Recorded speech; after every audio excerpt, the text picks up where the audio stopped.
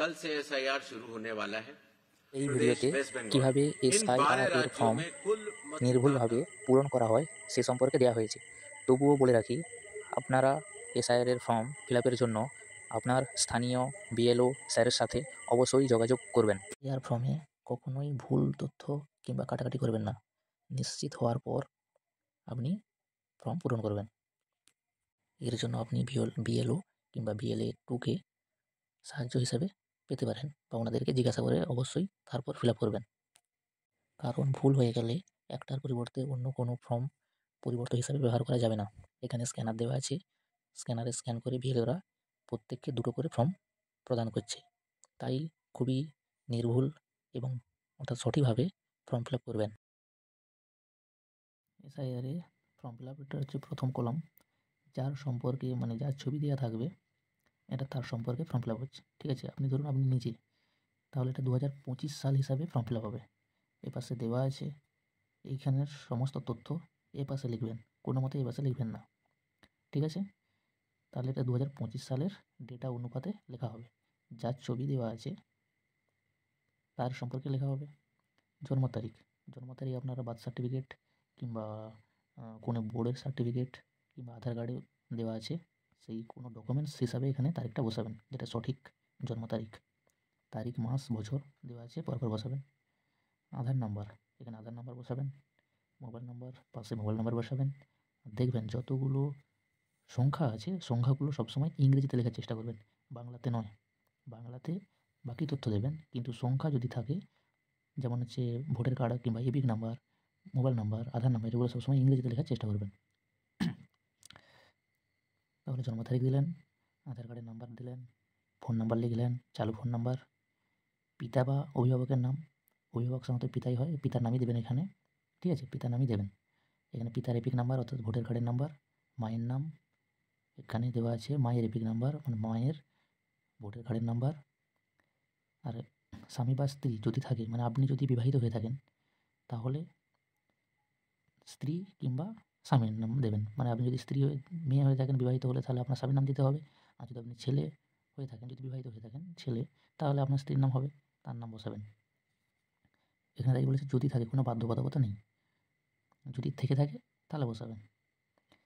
তারপর স্বামী ও স্ত্রীর এপিক নাম্বার, বিবাহিত হলে নাম বসালেন, তার নিচে তার ভোটার কার্ডের নাম্বার বসাবেন। ঠিক আছে, এটা তাহলে হলো 2025 সাল, মানে এখনের তথ্য অনুযায়ী ফিল আপ করতে হবে। নিচেতে 2টো কলাম আছে, প্রথম কলাম, দ্বিতীয় কলাম।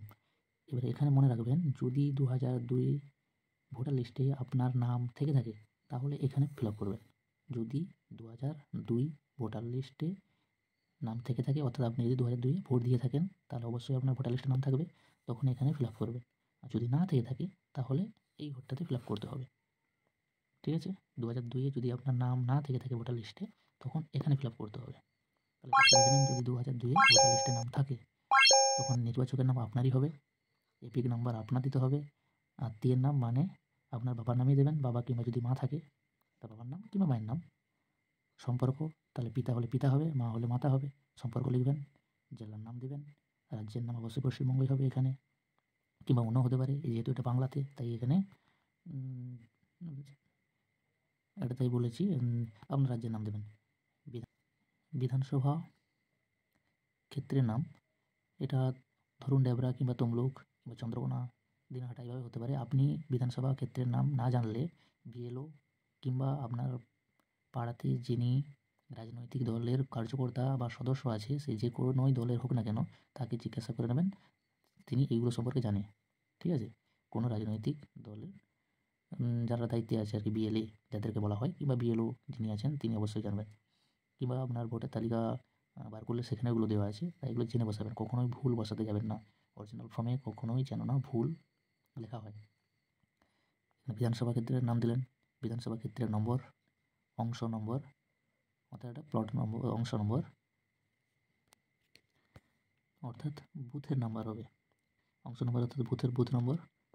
ক্রমিক সংখ্যা মানে আপনার ভোটের লিস্টে যে ক্রমিক নম্বর দেওয়া আছে সেইটা হবে, ভোটার কার্ডের লিস্টে যে ক্রমিক নাম্বার সংখ্যা আছে সেইটা বসবে।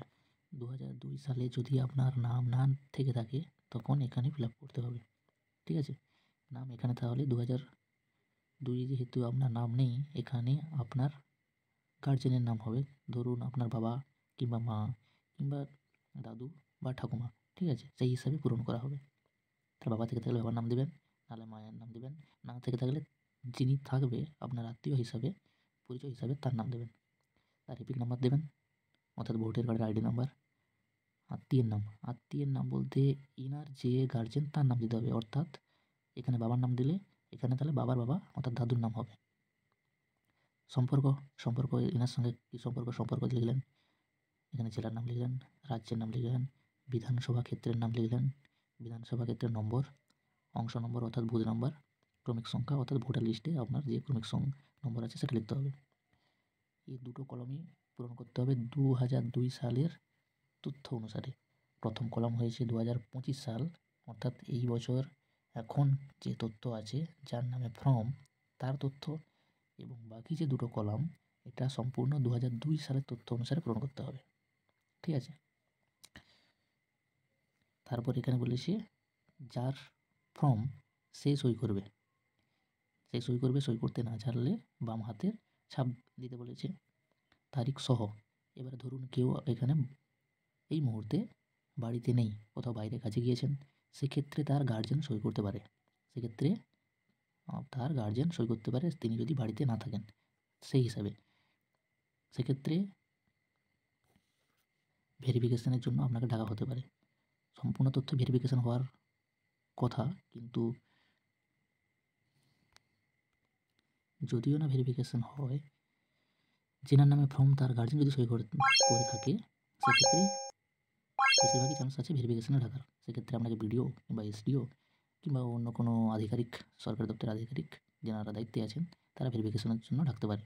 তখন আপনাকে যাবতীয় ডকুমেন্টস নিয়ে সঠিক ডেটে তাদের অনুযায়ী আপনাকে সেখানে যেতে হবে।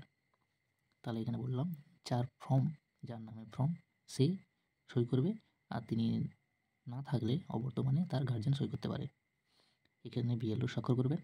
এবারে এরকম দুটো ফর্ম ফিল আপ করতে হবে, একটা বিএলও ফিল আপ করে নিয়ে নেবে, আরেকটা সিগনেচার করে আপনাকে ফেরত দেবে, ঠিক আছে?